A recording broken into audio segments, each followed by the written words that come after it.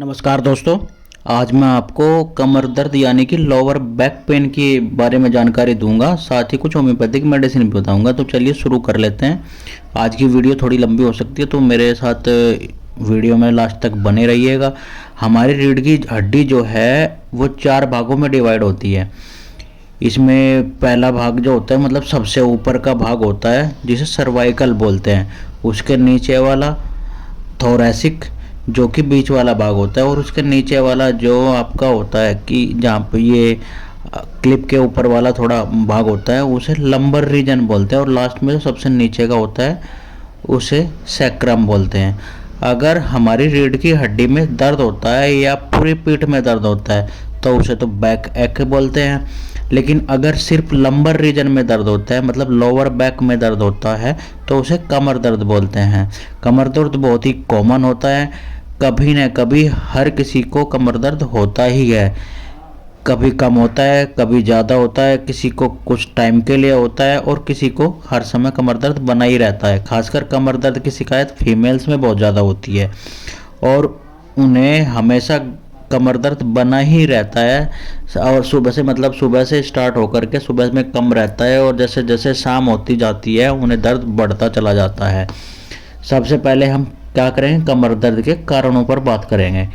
हमारे जो कमर होती है वो 3 स्ट्रक्चर से मिलकर बनी होती है। एक तो पहला जो है हड्डी, जो हमारी रीढ़ की हड्डी है मतलब लंबर हड्डी है, या कहें कि लंबर बोन है, जो कि कमर के रीजन में आती है। अगर वहाँ पर कोई दिक्कत है जैसे कि वहाँ पर बल्जिंग हो गई है या लंबर रीजन की जो दोनों हड्डियाँ हैं L4 L5 एक दूसरे से जुड़ गई है, मतलब क्या कहें कि सट गई हैं, या फिर जो ये L4 L5 है इनमें ज़्यादा गैप आ गया है तो भी कमर में दर्द जो है वो होने लगता है। दूसरा जो कारण है मतलब दूसरी प्रॉब्लम है, अगर आपकी जो नसें हैं कमर की, जो मतलब जो कमर के चारों तरफ जो कम नसें हैं, खासकर जो वर्टिकल कॉलम है उसके चारों तरफ की नसें हैं, अगर वो नसें दब गई हैं या फिर नसें टूट गई हैं तो भी कमर में दर्द होने लगता है।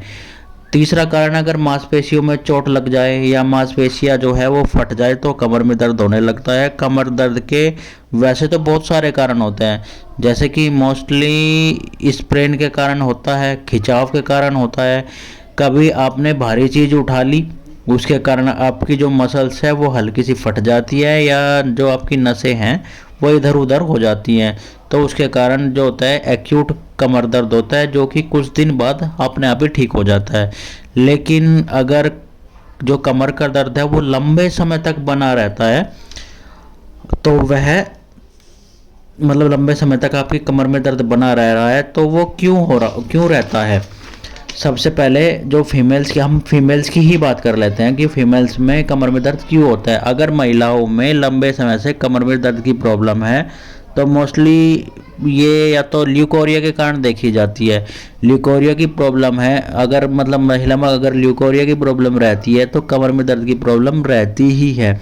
ऐसी महिलाएं जो हाउसवाइफ है और खड़े होकर काम करती है लगातार, मतलब और खाना बनाना, कपड़े धोना या ऐसा कुछ भी लगातार 2 से 3 घंटे खड़े रहकर काम करती हैं तो उनकी कमर में दर्द हमेशा बना ही रहता है। महिलाओं में कमर दर्द का एक बड़ा कारण है ऑस्टियोपोरोसिस। इस कंडीशन में जो हड्डियां होती हैं वो पतली हो जाती है, इसके कारण ही कमर में दर्द होने लगता है। अगला कारण है ऑस्टियोआर्थराइटिस। इस कंडीशन में हड्डियां एक दूसरे से जुड़ जाती हैं और कमर दर्द होने लगता है। जैसे मैंने बताया था कि L4 L5 जो होती है वो एक दूसरे से सट जाती है और कमर दर्द होने लगता है। स्लिप डिस्क की प्रॉब्लम है, हर्निएशन की प्रॉब्लम है, या आपकी स्लिप डिस्क हर्निएशन की प्रॉब्लम है, या फ्रैक्चर हो गया है, मतलब अगर आपकी कमर की हड्डी में हड्डी जो है उसमें चोट लग गई है और कमर की हड्डी फट गई है या फिर उसमें फ्रैक्चर हो गया है तो आपको कमर दर्द रहने लग जाता है। और मोस्टली फीमेल्स में मेंसेस के दौरान जो है वो कमर दर्द बना ही रहता है। अब ये तो हो गई फीमेल्स की बात, अब बात कर लेते हैं मेल्स की। मेल में क्यों दर्द होता है।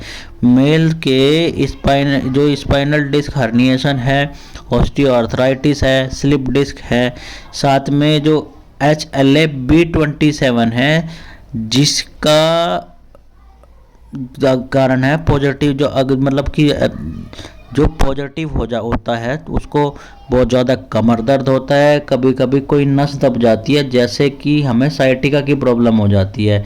तो इसमें क्या होता है कि साइटिका में पैरों के दर्द के साथ साथ कमर में दर्द भी होता है मोस्टली। तो यही कारण है कमर दर्द के। अब हम बात कर लेते हैं लक्षण की कि हमें क्या फील होता है। पहला लक्षण तो यही है कि नॉर्मली कमर दर्द होगा, कमर दर्द होता है। और ये क्या होता है कि किसी को कम होता है या किसी को ज़्यादा हो जाता है। और स्टार्टिंग में क्या होता है, ये कम ही हो रहता है और फिर धीरे धीरे करके बढ़ जाता है।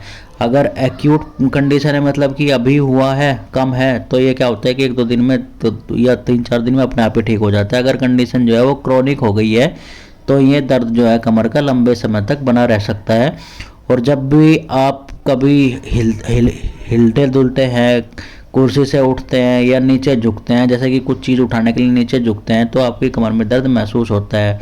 और धीरे धीरे ये दर्द जो है हिलते डुलते हैं तो कम भी हो जाता है। इसमें खिंचाव महसूस हो सकता है, या ऐसा हो सकता है कि कमर में कुछ चुभ रहा है। ये कमर का दर्द क्या होता है कि पैरों तक भी जाता है। कमर में दर्द होता है तो कमर का दर्द जो है पैरों तक जा सकता है। पैरों में नमनेस भी दिखाई दे सकती है, पैरों में चींटियाँ सी चलती हुई दिखाई देती है। और कमर में तो हमेशा से लगता है कि जैसे कुछ चुभ रहा है, जैसे चींटियाँ सी चल रही है, ऐसा लगता है। अगर कोई नस दब गई हो, खासकर सियाटिका की प्रॉब्लम हो, तो इसमें कमर का दर्द जो होता है वो पैरों तक जाता ही जाता है मोस्टली। तो ये ही लक्षण थे। तो अब हम बात कर लेते हैं मेडिसिन की कि इसमें कमर दर्द में कौन कौन सी मेडिसिन दी जा सकती है। तो मैं आज तो सबसे पहली मेडिसिन जो बहुत ही इफ़ेक्टिव मेडिसिन है, अर्निका मोंटाना। इसको क्या करना है, 200-200 की पोटेंसी में लेना है। अगर आपको कमर में बहुत तेज़ दर्द होता है और ख़ासकर अगर आप बैठते हैं, उठते हैं या कमर के पीछे हाथ लगाते हैं तो दर्द बढ़ जाता है। साथ ही चलने में कमर में बहुत तेज़ दर्द होता है, तो अर्निका इसके लिए बहुत ही इफ़ेक्टिव मेडिसिन है।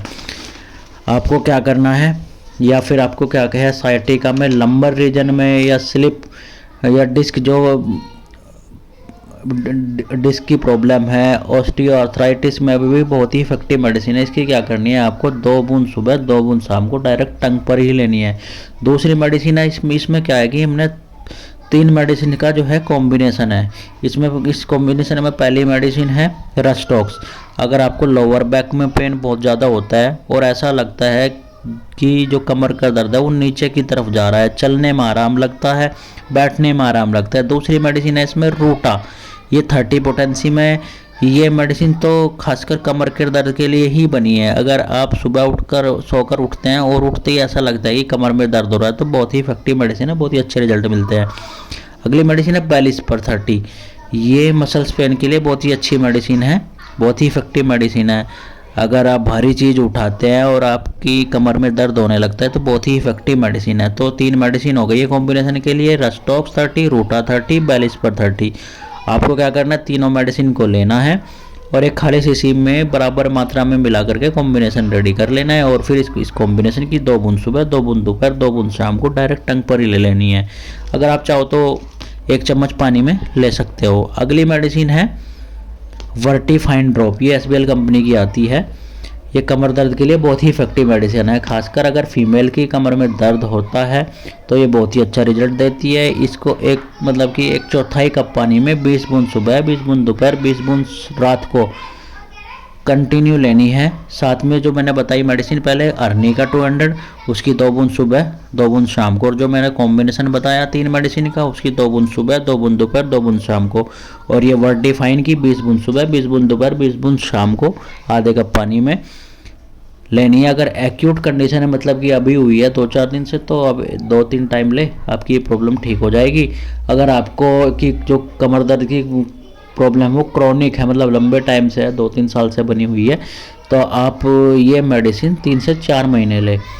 आपकी जो कमर दर्द की समस्या, किसी भी तरह का कमर दर्द है, वो पूरी तरीके से ठीक हो जाएगा। 3-4 महीने के लगातार इस्तेमाल से आपके जो कमर दर्द की समस्या है वो पूरी तरीके से ठीक हो जाएगी। फिर आपको कमर दर्द की कोई भी प्रॉब्लम नहीं रहेगी। आशा करता हूँ आपको मेरी इन्फॉर्मेशन अच्छी लगी होगी। अगर मेरी इन्फॉर्मेशन आपको अच्छी लगी है तो मेरे चैनल को लाइक करना तो भूले ही ना, लाइक तो कर ही ले, शेयर कर ले और हाँ सब्सक्राइब कर ले और लोगों से भी सब्सक्राइब कराएं, जिससे कि सभी लोगों को मेरी मेडिसिन से फ़ायदा मिले, वो अपना ट्रीटमेंट खुद ही कर सके, और साथ में बेल आइकन ओपन करना ना भूले, जिससे कि वीडियो का नोटिफिकेशन आप तक जल्द से जल्द पहुंच सके और आप वीडियो का जल्द बहुत ही अच्छे तरीके से फ़ायदा उठा सके। तो चलिए फिर कल मिलते हैं नई वीडियो के साथ में, नई इन्फॉर्मेशन के साथ में। चलिए, थैंक यू, बाय।